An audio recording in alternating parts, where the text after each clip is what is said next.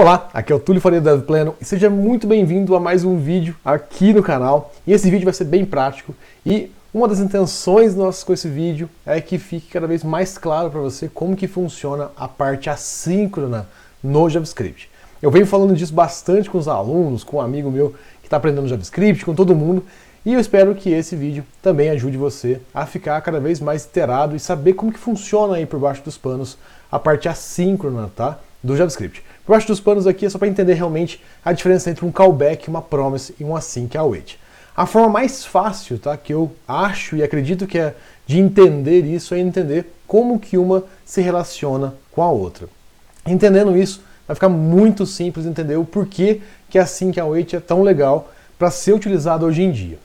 Antes de começar a colocar a mão na massa aqui, se você não é inscrito no canal, aproveita para você se inscrever agora, tá? Então já clica no sininho aí para receber sempre as nossas últimas novidades e já dá um like aí no vídeo também, já manda um comentário aqui do que você achou. A intenção desse vídeo é que ele fique o mais rápido e objetivo possível, tá?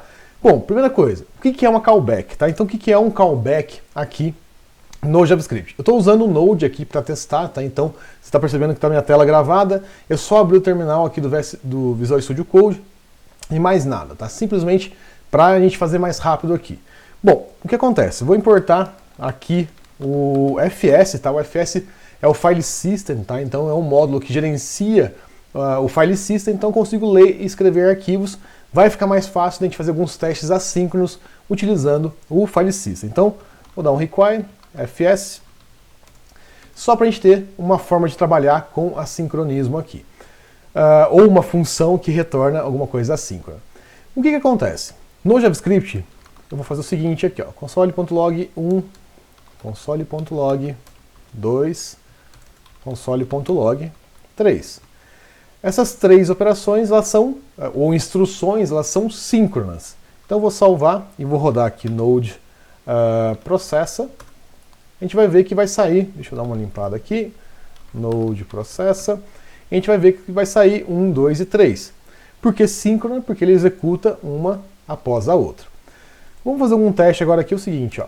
Vou fazer aqui entre o 1 e o 2. fs.readfile. Dá para reparar aqui que eu tenho dois arquivos criados, né? Então eu vou ler aqui o arquivo em 1.txt. E o que acontece? Ler um arquivo é uma operação custosa, tá? Então, do ponto de vista computacional, eu tenho que ir lá no disco, ler esse arquivo e trazer aqui em memória, em registrador ou algo assim no processador. Então eu tenho que trazer mais próximo do meu processador, né? E isso custa caro. Então o que acontece? Como que o JavaScript resolve isso? Geralmente em outras linguagens a gente teria que ter uma thread ou abrir uma outra linha de execução. O que acontece aqui com o JavaScript? Ele vai empilhar essa requisição, tá? Numa estrutura, não vou entrar em detalhes agora, o que é importante a gente entender que é assíncrono aqui, e quando tiver pronto a leitura desse arquivo, então quando esse arquivo terminar de ler, ele vai chamar de volta um trecho de código. Chamar de volta uma função que eu vou passar para ele. E que função é essa? É a função que eu colocar aqui. Por ser uma chamada de volta, a gente chama essa função de callback, né? Então chama de volta. E o que é esse callback? Qual o formato desse callback? O callback ele é uma função que geralmente, né, então um callback aqui, que geralmente a gente tem um erro no primeiro parâmetro e qualquer outra coisa que a função vá fazer nos outros parâmetros. No caso de ler um arquivo, o segundo parâmetro são os conteúdos desse arquivo. Então nesse caso aqui, ó, o que eu fiz? Function callback, e eu conseguiria colocar console.log erro e contents. E aí o que acontece? Essa função eu poderia colocar ela aqui, ó. Então chama de volta esse callback que eu defini. Se eu rodar esse código, olha só o que acontece.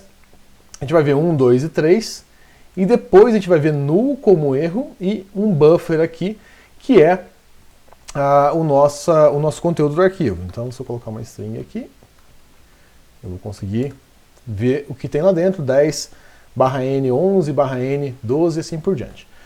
Então, olha só, primeira coisa, antes de a gente explicar mais um pouquinho aqui sobre o callback, reparem o que aconteceu. Saiu o console 1, saiu o console 2, saiu o console 3. Então o que aconteceu? Quando eu li esse arquivo, ele não bloqueou a minha linha principal de execução do código. E isso é o que a gente tem que fazer sempre para manter aí a performance das coisas que a gente faz no Node ou no JavaScript. Tá? Então a gente não bloqueia a thread principal. O que acontece? Nessa linha aqui, ele vai falar, olha, lê esse arquivo e quando ele estiver pronto me chama de volta. Mas o chamar de volta, o que a gente passa? A gente passa uma função. Tá? Então isso simplifica bastante a nossa vida aqui. Se a gente não quiser fazer assim, né, então criar uma função desse jeito, etc., a gente pode fazer de outra maneira. Uma das maneiras é criando uma função, uma arrow function, por exemplo. Então eu poderia criar aqui uma variável, const callback, é igual a erro e contents, e uso esse arrow function aqui para criar essa função. Se eu vou utilizar esse callback só uma vez, eu não precisaria nem criar assim, eu poderia fazer ele aqui e jogar para cá. E se eu rodar esse código novamente, olha que legal, 1, 2, 3, e o resultado saiu aqui embaixo. Legal, fiz isso, então eu entendi que callback é uma operação assíncrona, né? Então geralmente uma operação que a gente chama de I/O, ou de entrada e saída na nossa aplicação. Quando eu chamo essa função, ela vai demorar um pouquinho mais, e aí eu passo uma função para ela, que é essa função aqui, que vai ser chamada de volta quando esse arquivo estiver pronto já para ser processado. Legal, isso funciona muito bem, a gente percebeu que ele funciona bem. Qual que é o problema? Tá? Se eu vier, vamos supor que eu preciso ler dois arquivos, então, por exemplo, o win2.txt, e agora tem um erro 2 aqui, um contents 2, e aí por algum motivo eu só vou fazer a saída do meu arquivo aqui, né? Então eu tenho o conteúdo 2, aí depois o erro 2 e o contents 2. Então a saída dele só vai acontecer aqui dentro. Vamos rodar aqui novamente. A gente vai reparar que null e a saída dos dois arquivos estão aqui. Tá? Na verdade, os arquivos só tem uma série de números dentro. Repara o seguinte, se eu quiser ler outro arquivo, eu vou colocar um outro fs.readfile e a gente começa a fazer o arquivo crescer para frente. Tá? Crescer para frente não é tão legal no quesito manutenção. Tá? Então eu vou dar manutenção nesse código, começa a ficar um pouquinho complicado. Então já começa a ter dificuldades aqui para lidar com esse arquivo, ou com ou manipular esse monte de evento assíncrono. E se a gente for reparar bem, ó, acontece um outro fenômeno aqui também. Vamos colocar aqui o 4, reparem a ordem que vai ser executado. Ó. Dá 1, 2, 3, 4, e depois ele começa a ler o outro. Então a gente tem que começar a entender um pouquinho mais como que gerencia isso. Bom, legal. Então qual que é o problema que a gente começa a resolver aqui agora? Esse código está crescendo para frente, esse aqui é o famoso código Hadouken, né, que ele vai fazer uma barriga aqui. Então a gente tem que sempre priorizar o código crescer para baixo ao invés dele crescer para frente. Tá? Legal, então como que a gente pode tratar isso? Eu vou fazer o seguinte, eu vou comentar aqui, vou deixar aqui como callback, e a gente vai fazer um outro código aqui embaixo. Uma outra forma que a gente tem de fazer isso é utilizando promises. A diferença da promise é o seguinte, quando eu faço o callback, eu falo que eu vou chamar depois. Quando eu faço a promise, eu retorno já de imediato uma promessa que no futuro eu vou trazer um valor para aquele cara. Na prática, o que isso significa? Vamos fazer o seguinte, eu vou criar uma função aqui nova, um readfile, e eu vou criar ele no formato de promise. Então ele vai ser uma promises aqui.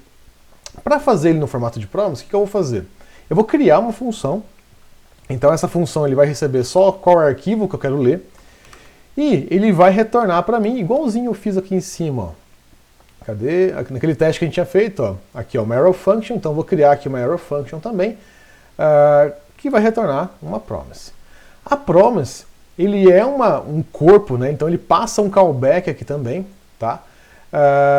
Que vai fazer esse proxy para a gente. Então ele vai retornar um valor imediatamente, e depois a gente pode chamar dois valores dessa promise, ou duas funções, uma para resolver a promessa e uma para rejeitar a promessa.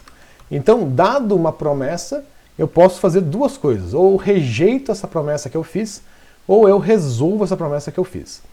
Nesse caso aqui, o que a gente vai fazer?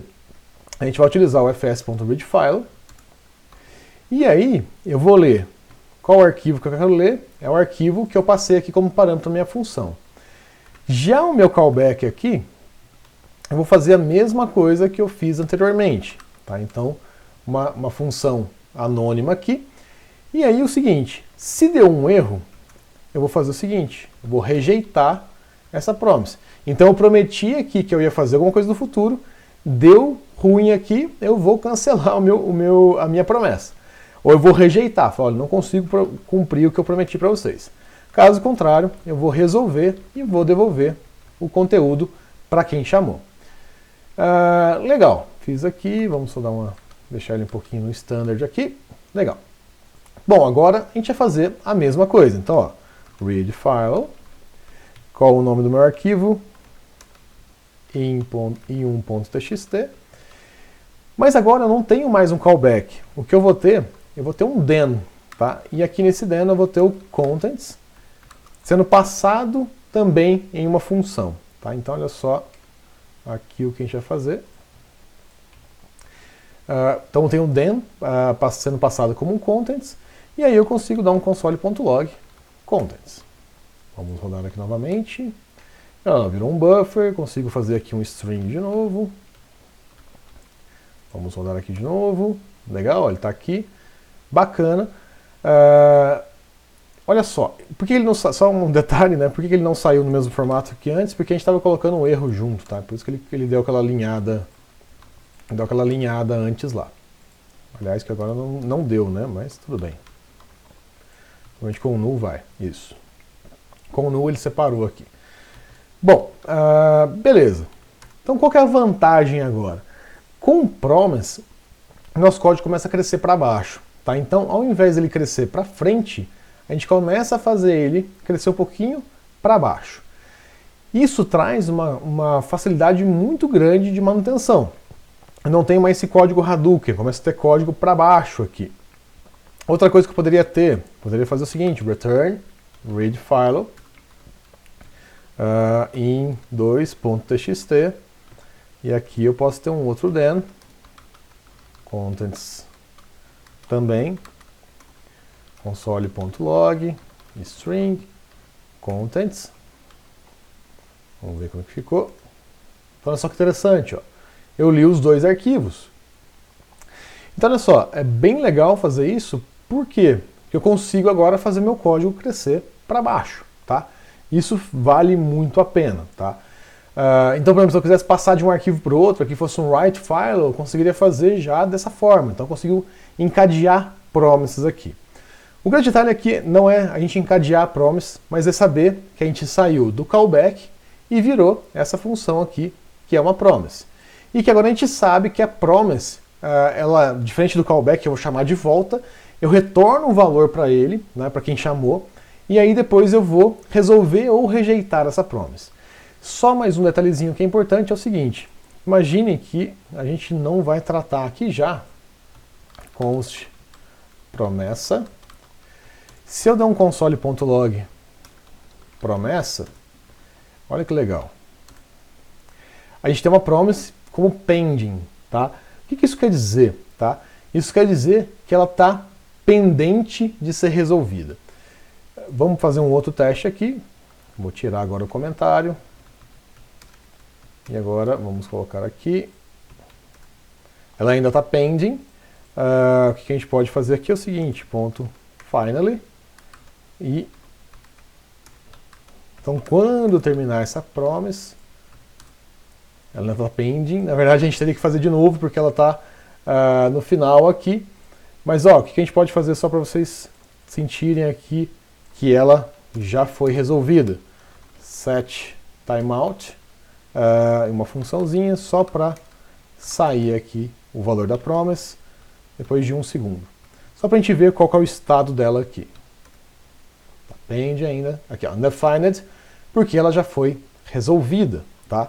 Então ela já acabou, ela já passou pelo processo de vida dela aí, tá? Então ela já foi resolvida, ela não está pending mais, eu já tratei a saída dela, já está tudo bem, tá? Bom, qual que é o detalhe aqui, então? A gente sabe que com promise a gente consegue crescer o código para baixo. Então, olha só, vamos tirar isso aqui daqui, vou deixar esse exemplo aqui como promise, tá? Tem esse arquivo promisificado, vou deixar ele aqui como promise e aqui como promise, mas eu vou comentar esse cara aqui de baixo.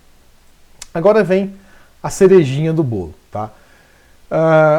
O que é o async await? Né? Então, todo mundo fala do async await, que async await, que async await é legal demais, etc. O que é o tal do async await? Basicamente, async await ele é um açúcar sintático. O que isso quer dizer? Tá? Ele simplesmente é uma forma mais bonitinha da gente enxergar uma promise. Então, recapitulando aqui, ó, um callback, ele é simplesmente esse fator, essa característica que a gente tem aqui no JavaScript, de colocar essas operações que demoram muito, que dependem de I/O e etc., para que eles chamem uma função quando aquilo acontecer. Então, se eu quero ler um arquivo, ele chama de volta uma função quando aquele arquivo for lido. Já a promessa é simplesmente uma forma de ver esse problema de maneira diferente. Né? Então, a gente está colocando um layer ali, uma camada em cima desse callback, para que ele seja visto de forma diferente. Já o async await ele é um açúcar sintático em cima da promise. E o que isso quer dizer? Primeira coisa, uma função, vamos fazer aqui uma função de teste, uma função init, que é uma função async. Então coloco async e vou fazê-la aqui simplesmente sendo chamada. O que acontece? Se eu der um console.log init e executar esse init, vamos ver o que acontece. Reparem que ele retornou uma promise. Ele só não retornou pending aqui porque não tem nada aqui dentro. Mas reparem que ele retornou uma promise. Então olha só, init retornou uma promise. Então o que acontece? Uma função async, ela na verdade é uma promise. Legal. Se ela é uma promise, qual que é a vantagem dela? E agora que fica legal as coisas. A gente consegue fazer ela ser gerada no formato um pouquinho diferente. Então olha só, aquele mesmo exemplo que a gente já tinha feito, eu consigo fazer um await read file, e agora eu consigo dar await em promise. Então qualquer função que eu tiver que retorne uma promise, eu consigo dar um await nela. Então olha só que legal, in.txt, in1, aliás, e aí eu consigo colocar um console.log, contents, e vamos ver o que acontece. Olha que legal, agora a minha init está como pending, porque ele tem uma operação aqui que é assíncrona. Reparem que é a mesma característica que a gente fez com o promise. Então o que está acontecendo aqui? Simplesmente a gente está fazendo de uma forma mais fácil de gerenciar a parte assíncrona. Então o que acontece? Contents2, do in2, e aí eu posso colocar os dois console logs, igual a gente colocou aqui em cima. Ó. Cadê? Aqui. E aí eu posso tirar esse cara daqui. E eu posso tirar esse cara daqui. E olha lá que legal. Então o que acontece? Apesar desse código parecer que é síncrono, na verdade ele continua sendo assíncrono, porque ele está utilizando a promise que está utilizando o callback. Então a gente manda lá, ele vai chamar de volta, etc. Mas a gente simplesmente fez, o pessoal chama de proxy, né? A gente fez uma camada em cima desse callback para que ele retornasse uma promise. Então isso fica muito mais fácil de dar manutenção. É muito mais fácil dar manutenção nesse código do que fazer com callback, etc. Muito mais fácil. E aí você deve estar se perguntando, mas e se der problema? Então vamos supor que esse arquivo aqui não existe. Olha só o que vai acontecer. Ele vai falar aqui que não foi tratado. E aí a gente pode tratar com try-catch. Então olha lá, console.log, error. E agora eu consigo dar um tab aqui. Vamos rodar novamente. E olha que legal, ele tratou o erro para mim, tá? Então ele vai chegar, imagina o seguinte, ó, se eu der o erro aqui, ele não executa essa linha de baixo. Então fica mais fácil também de eu tratar erros, tá? E aí, se você estivesse perguntando, mas beleza, realmente o init é uma promise? Sim. Se eu quiser dar um resolve nessa promise, o que eu vou fazer? Return, por exemplo, string contents mais string contents 2. E aí o que acontece? Quando eu chamar essa promise, eu vou tirar daqui só para a gente conseguir testar, eu posso dar um then nela. Then contents. E aqui console.log contents. Então reparem que agora eu tenho um then aqui, ó. Então assim que await é uma promise. Tá? Então lembra sempre disso. Olha lá que legal. Agora ele juntou os dois arquivos e eu consegui dar um console log nele. A única diferença, só para a gente fazer pular a linha aqui, /n, vamos lá, olha que legal. Agora eu tenho a combinação aqui dos dois arquivos sendo retornados. Então, concluindo aqui, só para ficar mais claro, quando a gente tem uma operação de I/O, o que a gente faz? A gente faz essa solicitação, então igual a gente tem aqui o read file, e aí o motor aqui do Node, do JavaScript, etc., ele vai falar, olha, beleza, essa operação demora muito, eu vou começar a fazer ela e te chamo de volta. Então é por isso que chama callback, que está esse cara aqui, que até estava aqui em cima, ó, callback. Tá? Então é uma função que vai ser chamada de volta. O que a gente fez? A gente transformou isso numa promessa. Então ao invés de chamar de volta, eu retorno que eu prometo para você que quando eu retornar, aliás, eu prometo para você, só te retorno uma promessa, né? Que eu vou resolver essa promessa ou não. Então, quando eu retorno uma promessa, eu só mudo o formato dela, só mudo a carona dela ali, o jeito que ela funciona. Então, o que acontece? Consigo transformar um callback em promise, mas no fim das contas continua sendo assíncrono. E aí o que acontece? A promise ela pode ser encadeada, a gente pode fazer um monte de coisa com promise. E o que é legal? Que o async await ele é um açúcar sintático em cima de promise. Se ele é um açúcar sintático em cima de promise, ele retorna uma promise, como a gente viu aqui, e também eu consigo usar o await em uma promise para que o código pareça síncrono. Então fique mais fácil da manutenção, mas por baixo dos panos ele continua sendo assíncrono. Então dessa forma a gente consegue ter a manutenabilidade, né, a manutenabilidade do código, mas mantendo o poder do JavaScript de ser assíncrono. E é por isso que muita gente fala que o async await é um jeito muito massa de gerenciar o assincronismo. Por isso, né, porque ele permite que a gente trate uma situação complexa como essa daqui, ó, que o código fica bem chato de ler, em alguma coisa mais prazerosa e mais fácil de ler. Né? Então a manutenção do seu código vai melhorar, a leitura do seu código vai melhorar, que fica muito mais claro fazer assim, e consequentemente a qualidade do seu código vai melhorar também. Bom pessoal, esse é esse vídeo aqui para dar um apanhado geral de como que a gente sai de uma callback para uma promise para async await. Espero que esse vídeo ajude a trazer um pouquinho mais de clareza para você sobre esses conceitos. Eu não falei muito de event loop, etc., mas a ideia aqui é mostrar como que funciona essa evolução do callback até o async await, desmistificar um pouquinho esse conceito aqui, que ajuda bastante a você cada vez mais entender os códigos ou entender como manipular aí o assincronismo no JavaScript. Bom, se você gostou desse vídeo, deixa de curtir, comentar aqui embaixo, dá sua sugestão de tópico, etc. Se inscreve no canal, manda para um amigo que está com dificuldade de entender isso e eu te vejo num próximo vídeo.